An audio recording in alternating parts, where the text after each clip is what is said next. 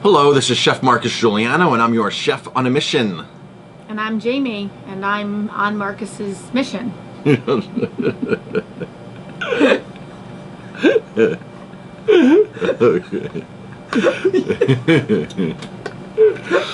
All right. What's today's mission? Today's mission is 7 ways to save on organic food. So we've done videos like this before, but it's a new year. It's rolling into 2018, and people want to eat healthy. And they're starting to think about it again. They're starting to think about ways that they can change their diet, they can become healthier as the new year rolls in. And organic does make a difference. So even though people say it doesn't. Organic does make a difference. The right organic makes a difference. Yes. So here's an article on 7 ways to save money on organic food. All right. So you can use these tips when you're grocery shopping. Organic food is generally more expensive than conventional because of differences in production and handling. According to the Department of Agriculture, still, it's possible to buy organic more cheaply. Try these tips. And this article is from consumerreports.com. Number 1, buy organic when it matters. Choosing organic reduces your exposure to potentially harmful pesticides and protects farmers as well as the environment. Consumer Reports recommends opting for organic for fruits and vegetables that have the highest pesticide residue. That includes carrots, cranberries, green beans, hot peppers, nectarines, peaches, tangerines, strawberries, sweet bell peppers, and sweet potatoes. An advantage to buying organic meat and poultry is that the animals were raised without antibiotics. So those are some interesting high pesticide crops here. I didn't realize peppers, hot peppers, would be on that list. Environmental Working Group does a list every year called their Dirty Dozen. And always in the tops of there's like strawberries, berries, stone fruit, apples, pears. Celery always takes the top. Kale is up there. I believe spinach is up there. So these are a couple different ones that I really haven't heard in that list, such as hot peppers and green beans. I wasn't aware of that. Cranberries. We have wild cranberries on the mountain here, so I wasn't aware of that either. I just thought cranberries were an easier crop to grow. Maybe they're not. This is interesting. So yeah. Let's keep rocking and rolling here. So compare prices. It's possible to find organic products for the same price as conventional ones and occasionally for less. So here's a great example of that. So we can buy now at the restaurant, and this happens year long with certain items. I can buy organic romaine hearts cheaper than conventional romaine hearts. Interesting. Yeah, it's like $4 a case cheaper, and it's been like that for the last 6 weeks, 7 weeks, 8 weeks. One of the vendors we buy from, we can look at conventional versus organic. And sometimes when we have to make a decision, well, organic's priced way too high, what are alternatives? The conventional one is right there. So yeah, so just because it's organic doesn't mean it costs more. In fact, some farmers, this was years ago, I believe this farm's had a business out, Grant Family Farms in Colorado. When we lived in Colorado, they were up in Wellington.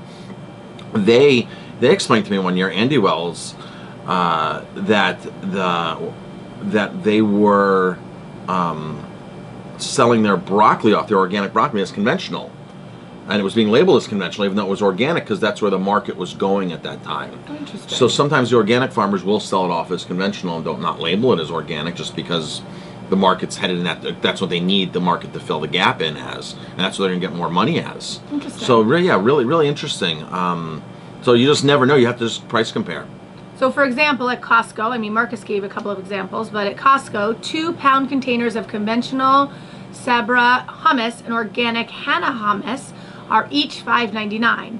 In the coffee aisle, you can get 2 pounds of Peet's Coffee Major Dickinson's blend, not organic, for $14.69, but 2.5 pounds of Highland Reserved Organic Peru coffee costs $10.99. See, there you go. So you just have to price compare and kind of look and see, see if you can find an organic and compare it to. It has to be on your radar. Absolutely. 3, seek out store brands. According to the market research firm Nelson, a market basket of selected organic store label products costs 18% less than the comparable brand name versions. For example, at Whole Foods recently, Santa Cruz organic applesauce cost $5.39 for 23 ounces, and Whole Foods store brand 365 organic applesauce was $2.79 for 24 ounces, or 50% less. 50%, yes, less, using the house label. So whether it's Kroger's, Hannaford's, Whole Foods, Well, they're you find house that in organic. Rite Aid as well, right? Yes. Rite Aid brands or other big corporation brands, their brand is cheaper. Right. Even And they're though it's just- the same, it's probably the same thing. Sometimes they're sourcing it from the same place, sometimes they're not. But the advantage to buying a house brand is that you're not paying all the marketing. Right. So Santa Cruz has marketing. They have a whole infrastructure, the Santa Cruz label, right? Or any a private label has a whole structure where they have marketing, they have accounting, they have staff, they have distribution. Whole Foods, all they have to do is contact Santa Cruz and say, make me this product, your product, put my label on it, and they have no associated costs of anything with it except buying the product at a... And it's already, Whole Foods is already paying all of those costs. So Yeah, it's already incorporated lumped in, yeah. Look in the freezer case is number 4. Frozen organic vegetables may actually be cheaper than fresh, and the nutritional quality is similar. For example, at a local store, a 10-ounce package of Nature's Promise organic fresh green beans was $3.99, and a 16-ounce package of the same brand's organic frozen green beans was $1.99. Yeah.